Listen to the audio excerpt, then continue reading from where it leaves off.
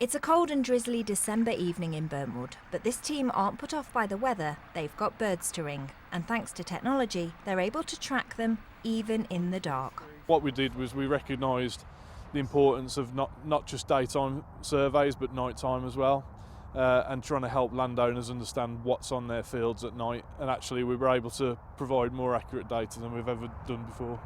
It's groundbreaking work, and sharing the findings with farmers and landowners helps them to know exactly what's living in their fields. That whole chain between the insect life and the diversity in the soil, it's all interconnected, so if anything's missing from that, we don't have a very productive or healthy kind of system, do we? It also means the team have been able to monitor rare and endangered species.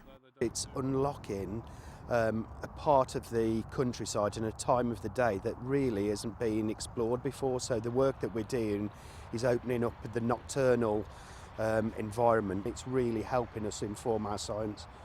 The birds are obviously elusive, but years of practice mean we managed to catch a skylark.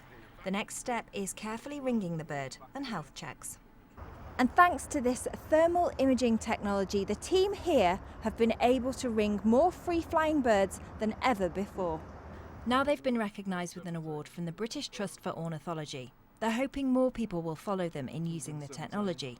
For our Skylark, it's time to be released safely. Who knows whether the team will encounter him again. Rebecca Wood, BBC Midlands Today, Staffordshire.